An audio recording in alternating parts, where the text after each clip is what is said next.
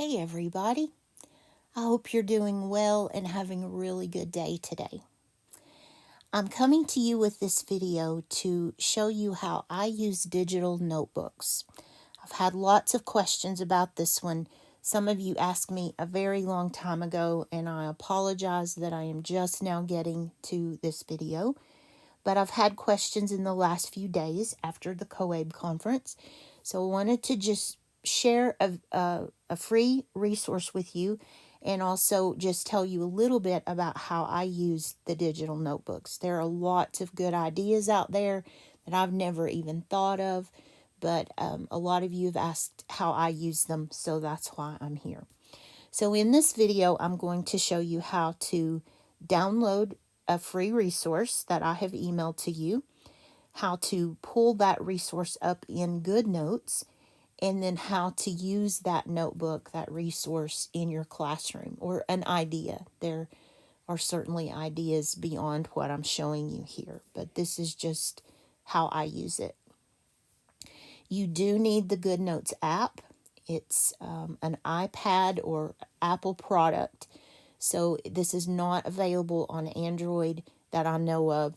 But if you have the iPad that the office purchased, it will work on there. So if you need help getting the app or have questions about that, let me know and I'll try to help you with that too.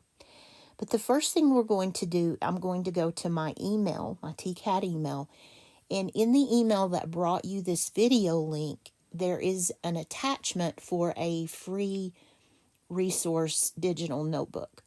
It is not my product, and I'll show you in just a minute the source of that document. But I found it online. It's a free version, and it will let you know if you want to use this. So to get started with the process, I'm going to go to my TCAT email and open. I'm going to download that notebook. Now, when I click download, this pops up. I do want to say that I'm working with an iPad Pro.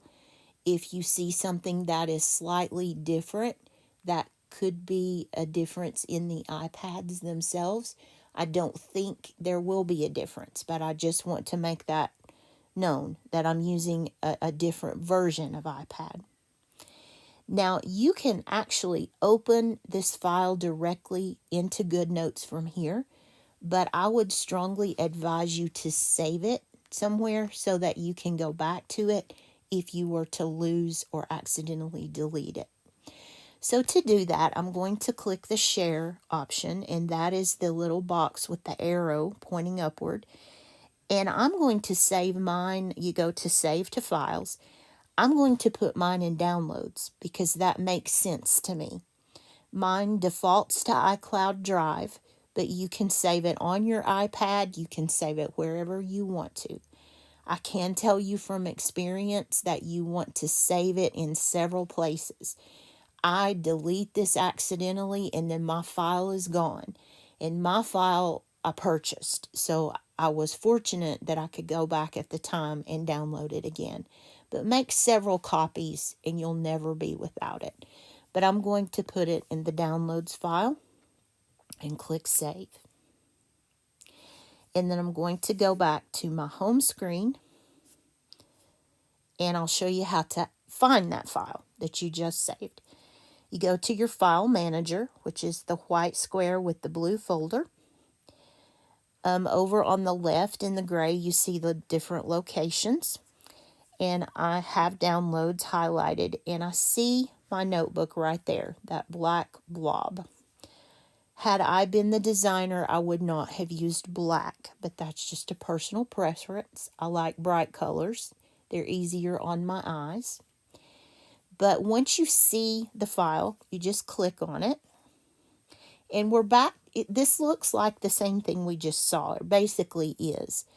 But in this case, when I go to share, I'm going to open it in GoodNotes. And again, the reason that I took you through this extra step is so that you have a copy saved on your iPad. So I'm going to open in GoodNotes. It will ask me to confirm that, and I say open. And I'm going to import it as a new document. I don't want to put it in the middle of the document that I'm using. So here it is. Now you have your digital notebook opened in GoodNotes. Now before I show you some things about this one, I want to show you this notebook. This is the book that I'm using for the TABE courses. I've got both of the math courses written. I'm about to publish the second math course, so that's coming very soon to you. This notebook I purchased, and I have used it for 2-3 years.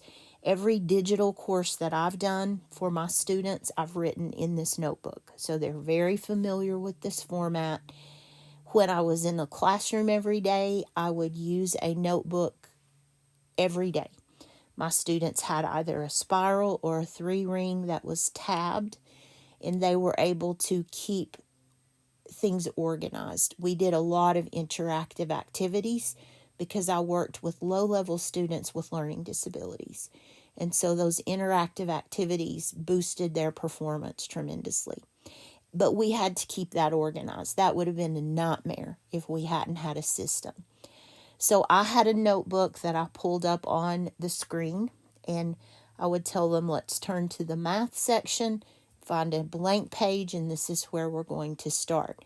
We even kept a table of contents. So that was a very good skill for them to learn. These are hyperlinked. So if I want to go to the math section, I don't have to flip through. I can just hold my mouse on that and then open the link, and it will jump to that page. You don't have to sit and flip through. I've got, I think, 200 pages in this book. So I'll look for the section I want, and then I can start scrolling. I'm just swiping on my screen, either left or right. And these are the lessons that students and I have done on the videos. You can see that there are flashcards. You will see calculator steps. You see things that they will have pasted down. Lots of different things that go with these lessons. If you go up to the corner, left corner, you see 4 little squares. If you touch that, that's your grid view. So that will allow you to see thumbnails of your notes. One thing that I love about GoodNotes is that I can search for keywords. It searches my handwriting for keywords. So even though I have written this out, I can still search it for whatever term I'm looking for. Now, this book has 201 pages. A lot of them are math problems. Some of them are dividers. Some of them are just blank pages. At the front of the notebook, you will find your blank pages. So there's a grid, a dot grid, a blank, lines, and then my favorite is Cornell notes. I taught my students to use Cornell to take notes, built that system into their minds of how to take notes, and they really learned a lot doing that. They learned where key things were located that they needed to review. It's just a really good system in my opinion. So this is a digital notebook. I have added all of the text that you see, the course M, the language and math labels I have added just in GoodNotes. So back to that free version. This is the notebook that we just downloaded. If you click on the 4 squares again up in the corner, you can see the thumbnails for this design. I do like these colors, but they are dark to me. This one has some things that the other notebooks do not have, though. Let me just start and we'll flip through. You can do this too if you're using your iPad. The table of contents, I do want to show you about that. This one has 5 tabs, so we can link to those table of contents squares. If you hold down on that first link, it will take you to that section. If I want to go to the green section, I just hold down on the green section and it is linked. I love that. The hyperlinks will stay there for as long as you leave them, unless you delete them. If you want to add a title to your page, actually, let me show you some other things and then I'll show you how to do that. So if you look at the blank pages, you have the lined, you have this. This is different than the notebook I have. This is like a planner calendar view. The grid paper, I have an issue with this one because it's not perfectly square. I prefer the perfect squares for graphing, but this would work. Checklists or table of contents, you could use that, and then you have just blank. So you decide the kind of paper that you want to use in each section. Now, this notebook comes to you with 58 pages. You can delete any of these pages that you want to delete. If you don't want, say, the planner pages, you can take those out. And the way to do that, a couple of ways, you can click this little arrow beside the thumbnail and move it to the trash. Or you can select, if you know that you want to get rid of multiple pages at one time, like all of those, and then trash them. But then you think, uh-oh, what have I done? I didn't mean to delete all that. You can easily insert a page. So let's say that I want to insert this lined page. I'm going to duplicate that. And then I can hold it with my mouse and then drag it where I want it to go. So you can add pages, you can move pages in this thumbnail view. This is a really good place to be if you're editing. But I'm going to go back to my table of contents.